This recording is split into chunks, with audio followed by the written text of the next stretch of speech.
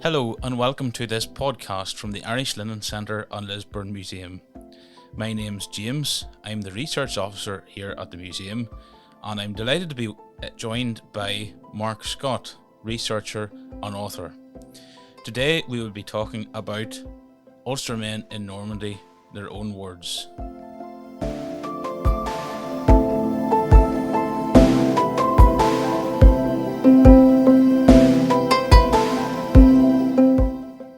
Mark, welcome to the podcast. Hello, James. Thank you. Just tell us a bit about yourself, Mark, your career and how you got into the research that you're doing now. This is my third publication, spanning back. The first one was probably about 12 years ago, and originally got into writing books through research for a film documentary that was made by Double Band Films, which are actually linked to the current publication.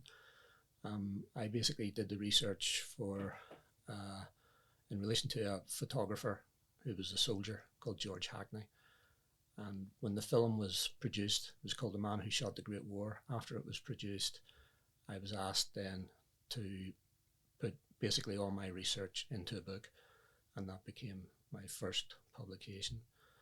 I've written a second book from that. It's linked to it, but onto a different subject. Some of the personalities, if you like, are linked, and it related to an Irish officer who planned and carried out the operation to recover the body of the unknown warrior to Westminster Abbey in 1920.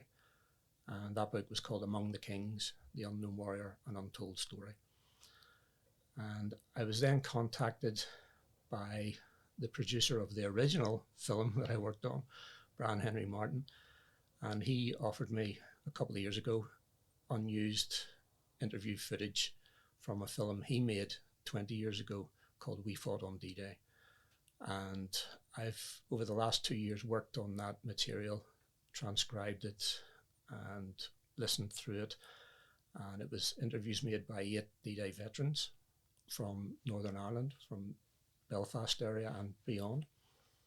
And I've now dug into a lot of what they had said, and I've made that into my third publication, We Fought on D-Day, Ulstermen in Normandy, in their own words.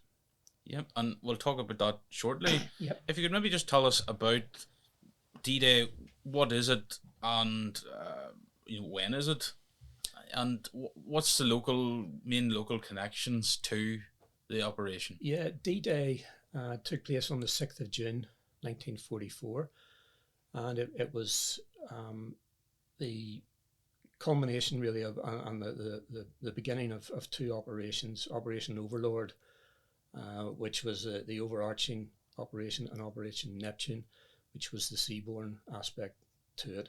And it was basically the Allied invasion of Europe to push out the Nazi regime.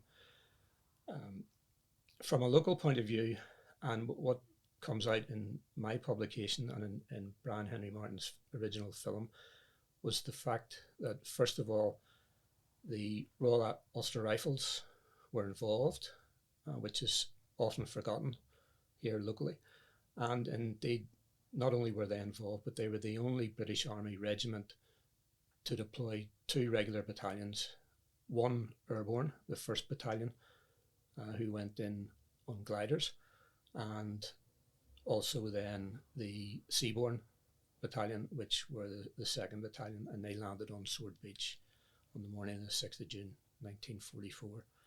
Aside from that, I have knowledge of the 591 Antrim Parachute Squadron of the Royal Engineers, and their job was actually to parachute in early on D-Day. They left in the evening of the 5th of June, left England, and parachuted in on D-Day to the landing zones that were later going to be used by the gliders. And their job was to clear those landing zones of large telegraph type poles that had been planted in the ground and mounted with teller mines, high explosive 5 kilo charges. The idea being that if any aircraft or gliders did try to land, they would be destroyed by these mines. So the 591 guys, they had to parachute in because obviously they couldn't go in and glider or by gliders. So they had to parachute in, make their way to these landing zones, and set about destroying all of the poles, which they were able to do by 3 a.m. When the first airborne gliders came in. So you mentioned about the seaborne invasions, and obviously that would have been either a ship or some type of a landing craft. But in First Battalion and gliders, could you maybe talk about, because we know about most other aircraft, but a lot of people don't know about the gliders. No, gliders probably aren't as exciting because they don't have engines and they don't get involved in dogfights and things like that. But the gliders, they were basically almost, I would describe them as almost paper mache constructions, very thin, thinly constructed over a wooden frame. They were towed by a Dakota fixed wing aircraft up to a point, and then the tow rope would be released, and the glider would have two pilots, and they would basically steer the glider and the men on board onto the ground, where hopefully, or as close as possible to where they could actually where they were supposed to deploy. There's basically three configurations. There's two types of glider: a Horsa and a larger Hamel car.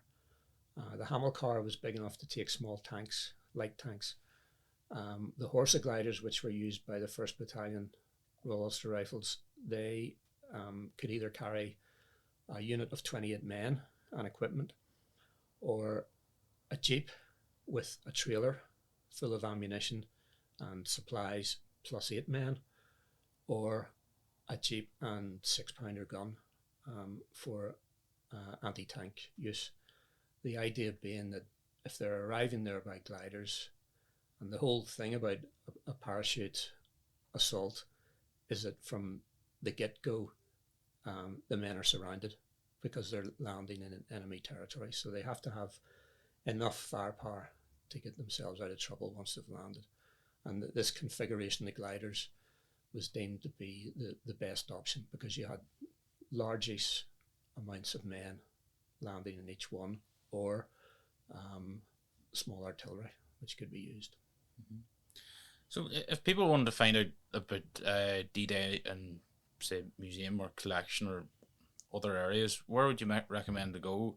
Now, I know that we have our own exhibition launching on 31st of May, and that'll run until autumn 24. But where else might people find about the like of the Ulster Rifles gliders, or about D-Day in general? I've seen your exhibition; it's excellent. And the locally, I suppose the next port of call would be the Royal Ulster Rifles Museum. It has recently moved from Waring Street into Bedford Street, and they have an excellent display, which also contains a folding bicycle. And it was quite strange that everyone had to carry a bicycle with them. It was thought that they could cycle into Caen and take the city. But with my research, I've discovered that one of the first jobs that the guys had was how to get rid of their bicycles. But there's one in the museum there that you can see. For a lot of the other stuff, certainly my research, I've gone to the Pegasus Bridge Museum in Normandy, at the site where the bridge was. There's a new bridge there now. The canal there had to be widened, and the original bridge was actually moved into the grounds of what became then the museum. So they have the original Pegasus Bridge there. You can actually walk across it. And they've also got replica gliders. They've got the fuselage from an original that was recovered from fields nearby, and lots of other material and displays. It really is. It's a large, excellent museum, and it's quite cheap. There is an entry fee, but it's certainly affordable. And if anyone is going to Normandy, I would definitely go there, because you will find Ulster Rifles exhibits in there. There is an Royal Ulster Rifles element to it, so it's definitely worth visiting. Sounds very interesting. So let's get into more about the book then, Mark. It's We Fought on D-Day is the title. You've said that it's based on transcripts from an original interview produced by Double Band in the early 2000s. So how do you get from an interview transcript into a book? What's the process? And could you maybe tell us some of the main findings Yeah, in your work? yeah, you're quite right. The original interviews took place in 2003, and the original film, which was 50 minutes long, came out in 2004, 20 years ago. It's been broadcast again this week from the 2nd of June on BBC Northern Ireland, so it'll be on catch up from that point. The original interviews, they were carried out with 8 veterans. Unfortunately, now they've all passed away. And if you think about it, even then, there were men either in their 80s or certainly approaching their 80s, because that was at the 60th anniversary when they were interviewed. So the men have all passed away, so this is all we have. And it was, from my point of view, I didn't want to make the book a direct transcript of either the film or the unused footage. So I picked out little throwaway comments, one-liners, little sentences that the guys interviewed said and wouldn't gel into the body of the documentary very well, but yet there was information there that was worth exploring. So I sort of delved into the background of it and tried to corroborate little things that were said, and managed to come out with a number of quite important new discoveries. There was one man, for instance, who his death has been forgotten about, and it turns out he was actually the first rifleman across both the battalions to be killed in action on the 6th of June 1944, a young lad called Whitehorn. His family were actually from East London, and he had been part of a detachment on a ship that was supposed to resupply the D-Day guys on the 7th of June, the following day, but it was struck by naval artillery off the coast of Dover. And just by the nature of his death and various mistakes over the years, his family did not know what actually had happened to him.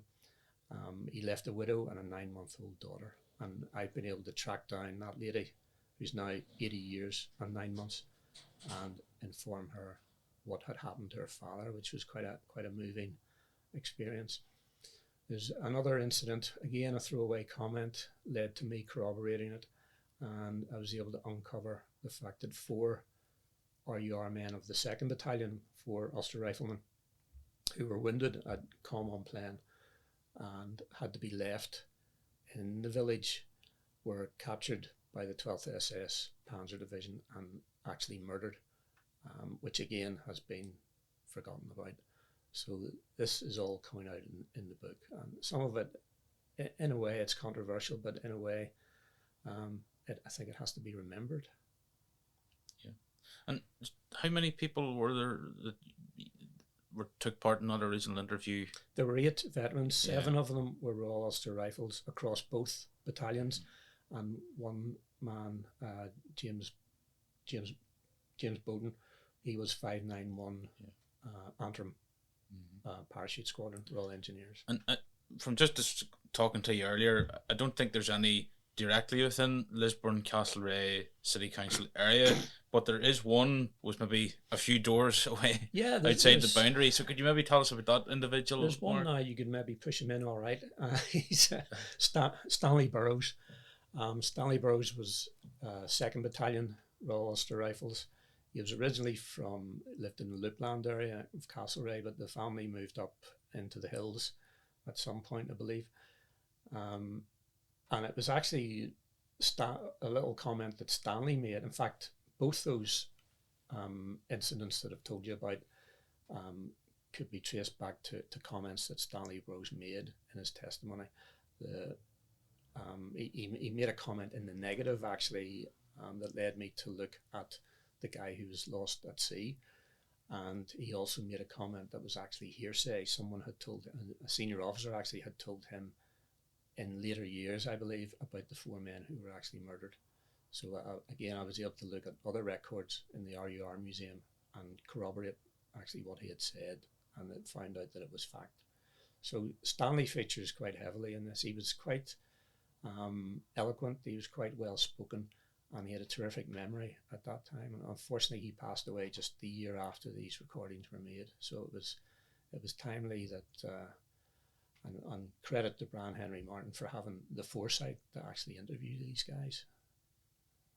So where can people buy the book?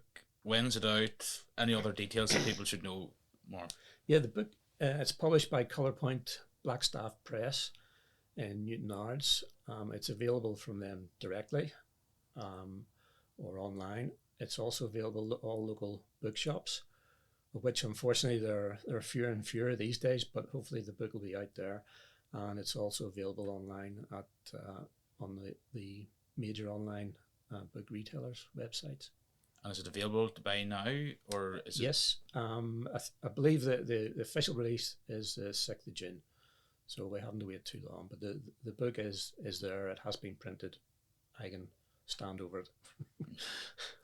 Well, it's been great to chat to you, Mark. I'm now looking forward to the talk that you're going to give us. Yeah. Again, based on this recent work that you've been doing. We fought on D-Day. The talk is the second in our D-Day 80 talk series, marking the 80th anniversary of the Normandy landings. So, Mark, thank you very much for joining us. Thank you, James.